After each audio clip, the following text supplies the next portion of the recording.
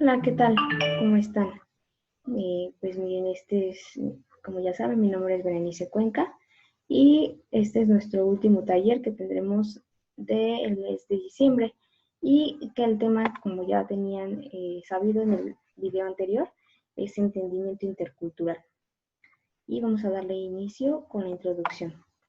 Los seres humanos somos profundamente sociales. A pesar de las dificultades que toda interacción social tiene, porque para convivir en paz en sociedad se requiere practicar habilidades de entendimiento intercultural. Las interacciones sociales son algo que los humanos necesitamos para poder vivir mejor, para poder florecer. En nuestra infancia necesitamos urgentemente el contacto humano para crecer con salud emocional. Es muy probable que quienes no tuvieron ese contacto de afecto en su infancia crezcan con una deficiencia social y demuestran conductas agresivas o antisociales en su edad adulta. La estabilidad de las comunidades y sociedades dependen de la capacidad de sus miembros para la interacción social sana, aunque en muchos casos las experiencias de la infancia no hayan sido muy positivas. El carácter humano tiene la capacidad de reponerse y lograr equilibrio y salud, independientemente del tipo de crianza que se haya tenido. En el relato bíblico de la Torre de Babel, los seres humanos tienen un gran proyecto unificador: construir una torre que llegue hasta el cielo y que les proporcione un nombre, prestigio, fama y honor. Todos hablan el mismo idioma y todos están siguiendo un mismo plano de construcción. Aparentemente hay una cooperación plena y parece que con esa clase de unión nada ni nadie detendría a la humanidad. Este podría ser el sueño del entendimiento intercultural, un gran esquema de globalización. Sin embargo, la historia no terminó ahí. Dios intervino para confundir a todos, y así se explica en ese texto bíblico la diversidad de lenguajes que hay en el mundo. Con lenguajes diferentes, hay formas diferentes de ver al mundo y de interpretar la realidad. El lenguaje no es solamente el medio de comunicación de una cultura, también es su interpretación de la realidad, de manera que habría que analizar el relato de la torre una vez más. Más para distinguir algunos aspectos importantes que nos pueden ayudar a lidiar hoy en día con la diversidad cultural. La intervención divina casi siempre ha sido vista como un castigo y la diversidad cultural expresada en diferentes lenguas se ha interpretado como si fuera una maldición. Qué inconveniente y qué trágico es no poder entender al otro. Qué desafortunado tener que llamar extranjero a alguien, o más aún, tener que ser uno mismo extranjero en otro país. Pero preguntemos, ¿qué es lo que provocó la intervención divina? La construcción de la torre era un proyecto que necesariamente implicaba una situación de injusticia para la gran mayoría de los obreros. Al confundir las lenguas, Dios también trabajó libertad a quienes estaban en desventaja. Ese esquema de globalización. Quiere decir entonces que existen dos formas de concebir la globalización. Una es la que pretende imponer sobre todos y un proyecto único. Todos deben hablar el mismo idioma para facilitar la tarea de comunicación, unos con otros. Todos deben trabajar para el mismo jefe. Es Babel antes de la intervención divina. Las minorías tienen que conformarse o asimilarse a la cultura mayoritaria. Debe haber una visión del mundo uniforme, sin espacio para la existencia de la diversidad. Otra manera de concebir la globalización asume la diversidad y las dificultades que esta implica. No solo asume la diversidad, sino que la valora. Es bueno que haya diferentes idiomas porque son diferentes interpretaciones. Es la realidad, de manera que unos y otros podemos mutuamente enriquecernos culturalmente cuando aprendemos el idioma del otro. Ese tipo de globalización reconoce los grandes temas que tenemos en común, como el respeto por los derechos humanos y la preservación de la vida sobre el planeta, y trabaja en la difícil tarea del entendimiento intercultural. Globalización. En este sentido no significa el aplazamiento de la diversidad, sino el reconocimiento de la dignidad del otro para considerarnos mutuamente aliados en el trabajo por el bien común. Empatía y escucha. Sin embargo, esta manera de ver la globalización requiere muchísimo trabajo, porque se tiene que construir puentes en la comunicación intercultural. En el lugar de esperar que el otro aprenda nuestro idioma para poder comunicarnos, vamos a reconocer la necesidad de entender o incluso hablar su propio idioma para tener un mejor entendimiento de su punto de vista. Todos los profesionales excelentes hablan 2 o más idiomas y están constantemente aprendiendo para no quedar incomunicados. La mejor estrategia para la comunicación intercultural es la práctica de la escucha empática. Escucharnos unos a otros es el gran favor mínimo que podemos hacer por el otro. Hay que tomar pasos concretos para practicar la escucha. Si el otro habla un idioma diferente, hay que hacer trabajo de aprendizaje. Si el otro habla nuestro idioma, pero con un acento regional diferente a nuestro o con otro vocabulario, hay que hacerse el trabajo respetuoso de escuchar y comprender sin juzgar ni tratar de corregir al otro. Esta es la esencia de la empatía. Empatía es una palabra que está compuesta de 2 raíces griegas, la preposición en, que significa adentro, y el sustantivo pathos, que significa sentimiento, emoción, sufrimiento, dolor. Así que empatía significa estar dentro del sufrimiento del otro. Implica una posición mucho más comprometida que el concepto de simpatía en su significado etimológico, porque esta significa sufrir con el otro, mientras que aquella significa estar inmersos dentro del dolor del otro, asumiendo a su misma condición, ponerse en los zapatos del otro. La empatía no es tan fácil de encontrar ni siquiera entre personas de la misma cultura. Por lo tanto, podría parecer un desafío mayor practicar la empatía hacia el otro, hacia quien es de otro grupo social, de otra raza, de otro idioma o de otra religión. Sin embargo, una vez que se ha comenzado a incorporar la escucha empática en las interacciones personales, esta habilidad social se puede también utilizar en las relaciones interculturales. Para llegar a la empatía, hay que comenzar reconociendo nuestras propias tendencias hacia la exclusión en todas sus formas. Primero preguntémonos si permitiremos que el otro exista así tal como es, con todas sus diferencias, si son ideas de Dios. Las diferencias culturales deben ser algo bueno. Aceptamos al otro al que pertenece o a otra clase social, al que asiste a otra iglesia, al que viene de otra parte del país.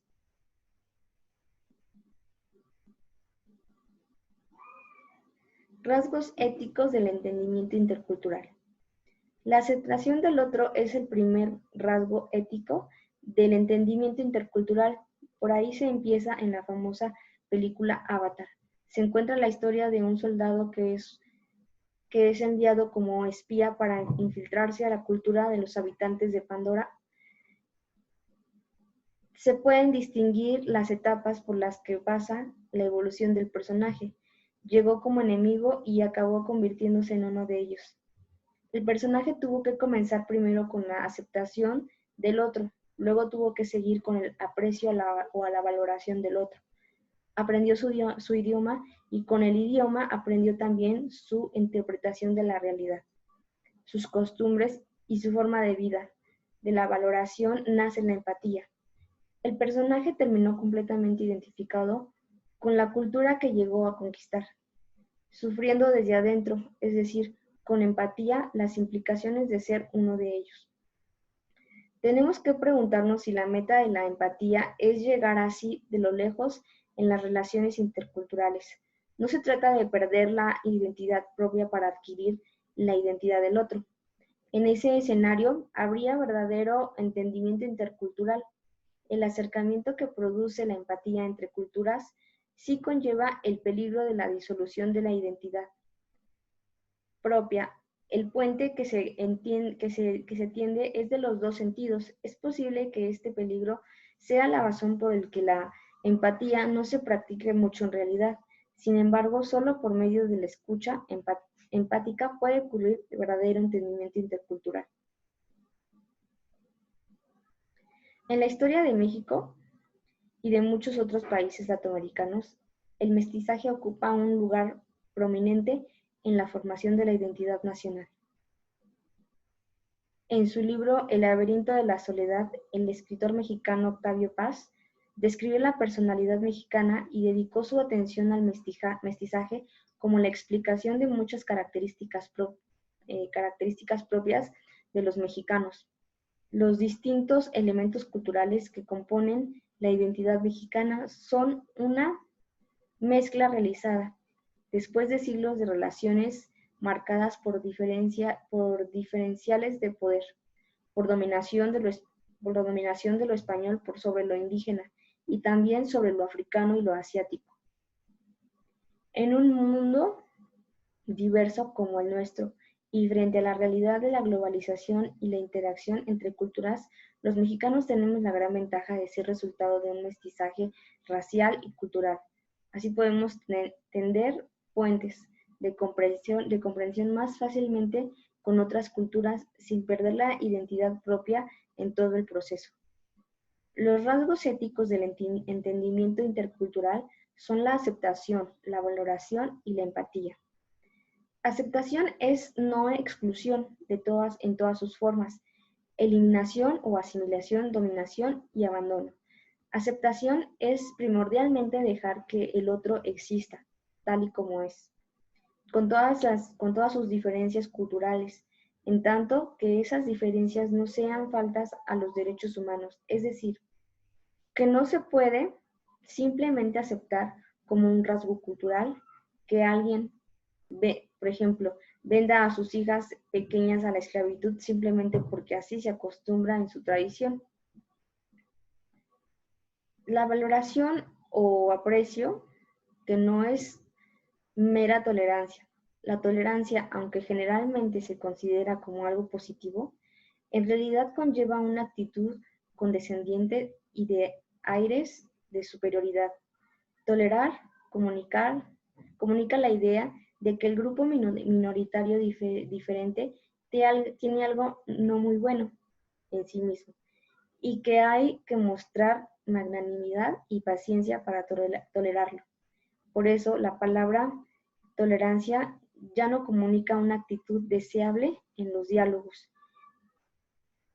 interculturales. Se tolera algo cadillo, como un cadillo en el zapato, una molestia inestable, indeseable. Los grupos minoritarios de diferencias culturales, raciales, religiosas o sociales no desean la tolerancia de la mayoría, más bien hablamos de valoración o aprecio por la diversidad. Este rasgo ético le dice al otro, te valoro como eres. Necesitamos la diferencia para que la sociedad se enriquezca con la diversidad.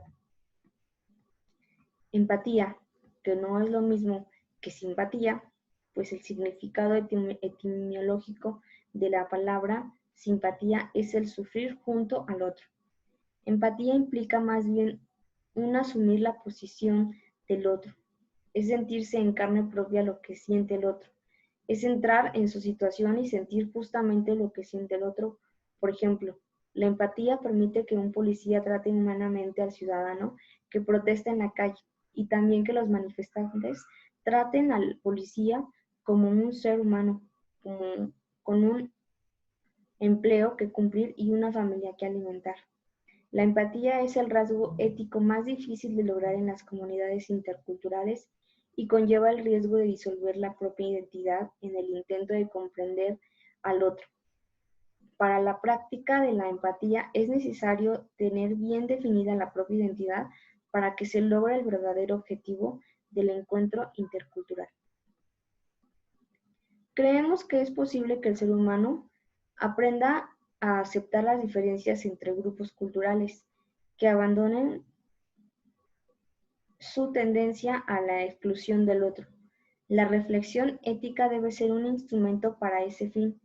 En paz, el ser humano puede aprender no solamente a aceptar al otro, sino también a valorar y apreciar las diferencias. La diversidad es buena porque enriquece la interpretación de la realidad que como humanidad tenemos. El ser humano, por medio del discernimiento ético y la práctica habitual, puede desarrollar la difícil tarea de la empatía para superar así las causas de cualquier guerra y visionar la posibilidad de un mundo en paz, en que la familia humana puede compartir los recursos del planeta con responsabilidad y puede garantizar la supervivencia de las futuras generaciones.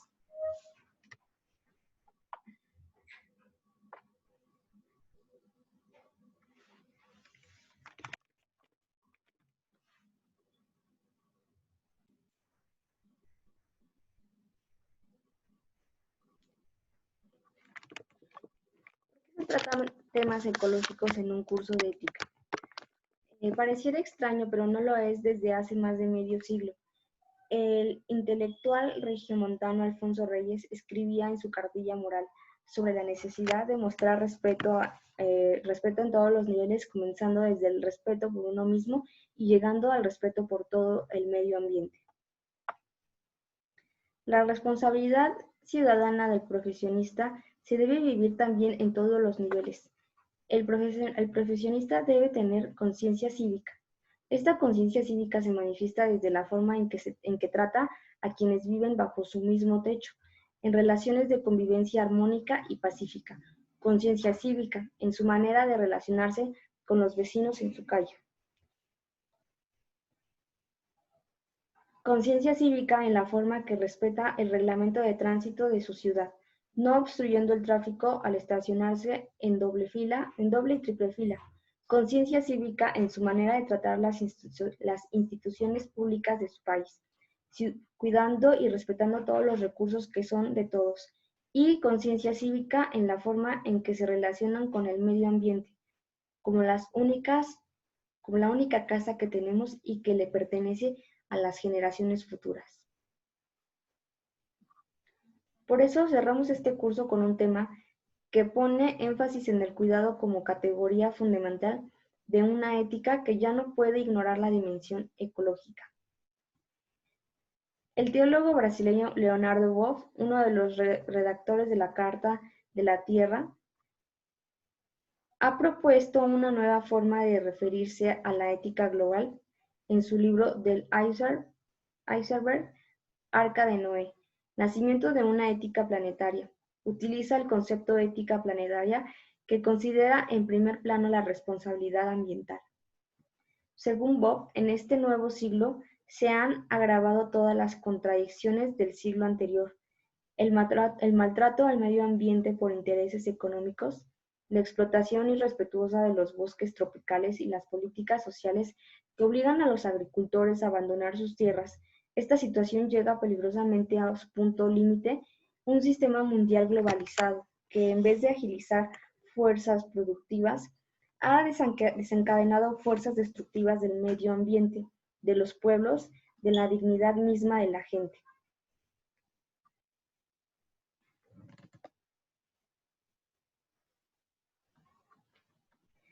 Este pensador se caracterizaba por su discurso a favor de los pobres en las últimas décadas del siglo XX. Ahora su atención se ha concentrado en los problemas ecológicos. Para Boff, no se trata ya tan solo de una lucha por proteger al explotado en el ámbito económico. Después de muchos años de maltrato a la naturaleza, ahora es la vida sobre la tierra la que está amenazada y en la que debe ser defendida. Vamos navegando en nuestro barco planetario en un mar lleno de icebergs con los que peligrosamente podemos chocar y naufragar. Nuestro mundo está en peligro y según argumenta Bob en su libro, lo peor es que esta vez no habrá un arca de Noé que preserve a unos cuantos individuos de cada especie. Tenemos que unirnos todos en un nuevo proyecto de desarrollo armonioso que esté impregnado de justicia y de respeto por la naturaleza. De lo contrario, corremos el riesgo de perecer como especie.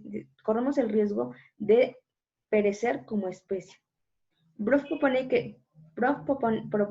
que necesitamos construir una nueva arca que nos salve colectivamente de la catástrofe y que nos conduzca a un futuro más hermoso y más digno.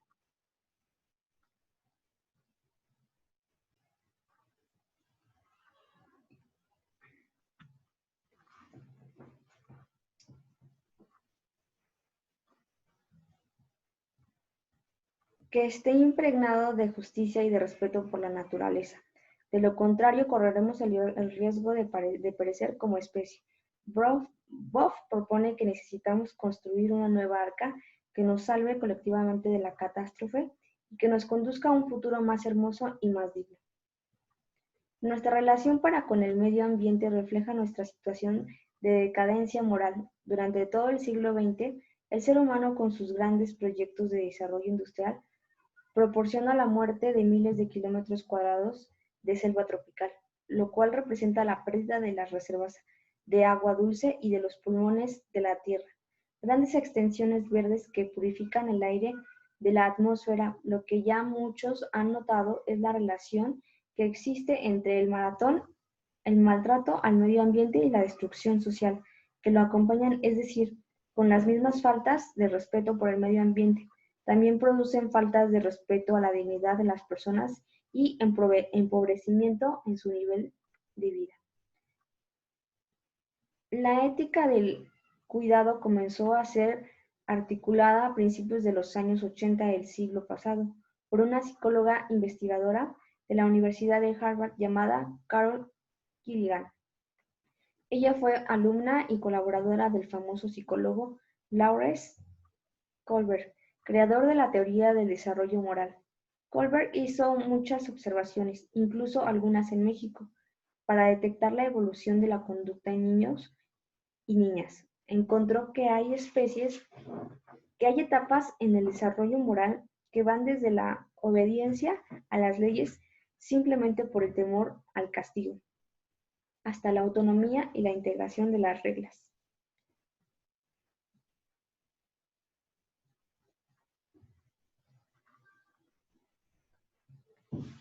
Kohlberg observó que en sus estudios se notaba una diferencia entre niños y niñas. Los niños parecían tener un sentido más definido de justicia.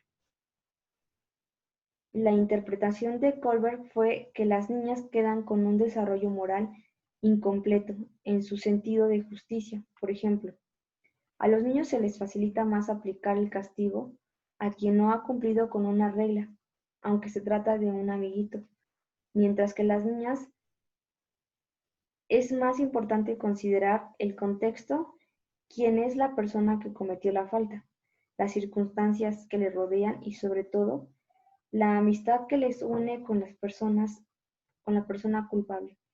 Carol Gilligan sostiene que esta diferencia entre niños y niñas se trata de una evolución incompleta de las niñas, sino de una orientación distinta del desarrollo moral. Según estos estudios, para las niñas en general, es más importante la relación personal que la aplicación fría e inflexible de un reglamento. Así, tomando en cuenta la mentalidad femenina, salió a la superficie la ética del ciudadano. Durante siglos, la humanidad se ha guiado solamente por la mentalidad masculina. Nos ha gobernado un modelo de éxito basado en la acumulación de más y más cosas materiales. Hemos creído erróneamente que tener más posesiones significa vivir mejor. Los más sabios han descubierto que la felicidad en la vida no consiste en tener más cosas, sino en depender menos de las cosas que se tienen. Por la exageración de ese modelo conquistador, dominador y masculino, hemos llegado al punto en el que estamos hoy. Vivimos una ambigüedad. Por un lado, tenemos todas las consideraciones para comunicarnos con todo el mundo y esa manera unificarnos como una gran familia humana. Por el otro lado, hemos puesto en peligro nuestra supervivencia debido precisamente a ese gran desarrollo tecnológico e industrial. Es decir, hemos creado las condiciones para reconocernos unos a otros como una sola especie a pesar de nuestras diferencias culturales y de las grandes distancias entre nosotros, aunque también estamos en peligro de desaparecer como especie por el maltrato al medio ambiente, la mala administración de los recursos naturales y la falta de entendimiento intercultural. El cuidado permite reparar daños pasados y prevenir los daños futuros. En cualquier disciplina profesional se requiere la implementación de prácticas y políticas de cuidado para reparar y para prevenir desde el equipo con el que se trabaja, el instrumental de la maquinaria, los programas computacionales, las relaciones entre el personal, los objetivos y la organización a empresas, etcétera.